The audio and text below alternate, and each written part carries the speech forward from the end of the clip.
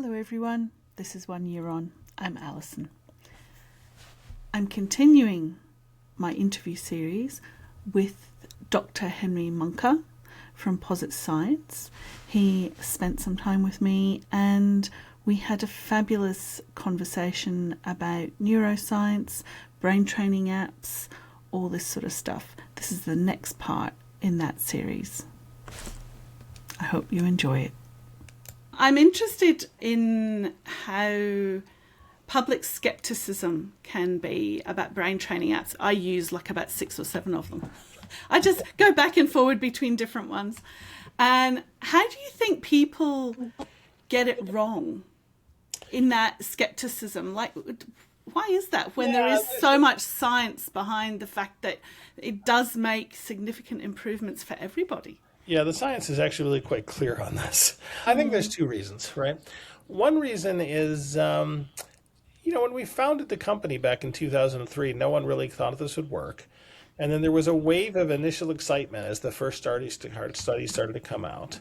And then, to be honest, Alison, there was a wave of pretty unethical companies that tried to cash in on this, right? And there were companies, and I won't name them, but you can Google them, where, they were just making claims that were simply not backed up by science. They hadn't done gold standard randomized controlled trials. They were making bold assertions, not only about aging, but about disease conditions as well. And, a number of those companies appropriately got eventually called out here in the United States by the Federal Trade Commission, and they paid millions of dollars in fines, basically for lying to people. And, you shouldn't lie to people. That's a pretty straightforward thing.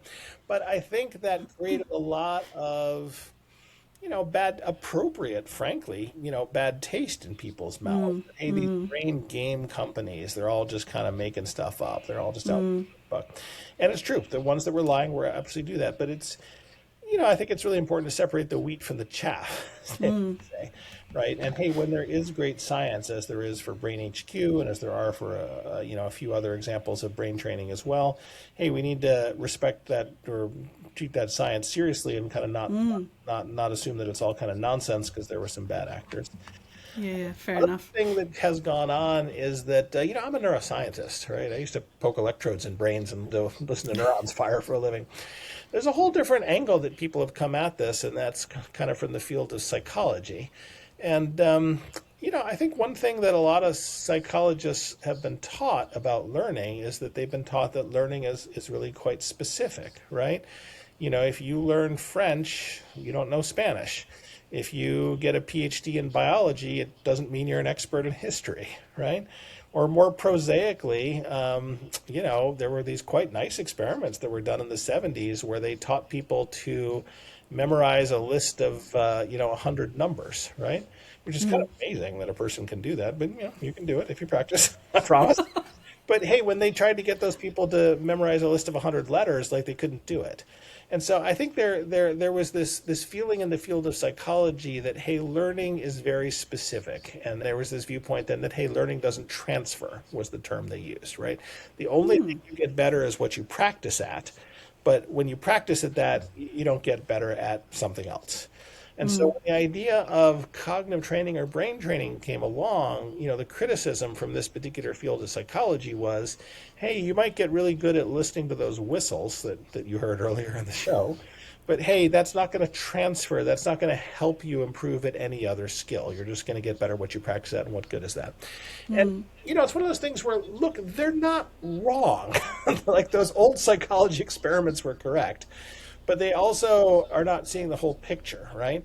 Because fine, if you get a PhD in mathematics, you don't necessarily know any world history.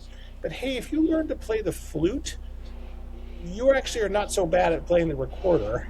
And you probably even have some relevant skills that might allow you to play the trumpet, right?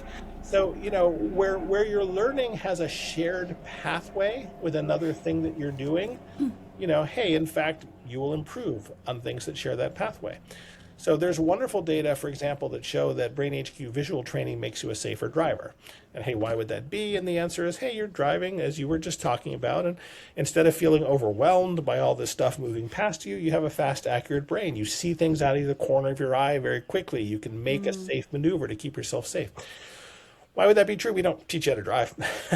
But we do make your brain faster and more accurate in the visual system, and part of driving requires that fast, accurate visual system. And so the benefits of training transfer in that way to being a safer driver. And so that's, it's been shown quite clearly at this point by randomized controlled trials. And so I think some of the criticism in the field has come from what I'll just politely call an older view of psychology that is maybe not very well influenced by the concepts of how the brain works and how these kinds of shared pathway works.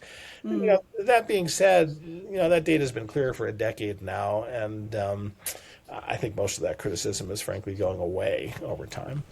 I'm glad to hear it. I do remember that peripheral vision game. Exactly. Staring in the middle and then you see something around. That's right. Imagine it was really good. That's right. But imagine you're out driving and, hey, you come up to an intersection and, hey, it's kind of dark. It's hard to see. And there's a car that maybe is going to jump the stop sign, right? I mean, that exercise is what keeps you alive, right? Because you see that out of the corner of your eye and you step on the brake before you go into the intersection. And hey, the science shows us that, but we have people writing into us who tell us that story on a regular basis. And then but it must be good to see.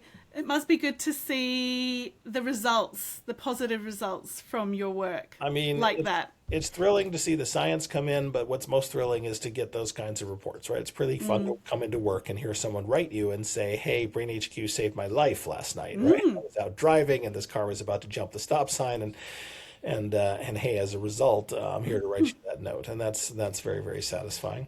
And then, I should say, just to put the final nail in this argument, that, there was this quite incredible study that got published in February of this year.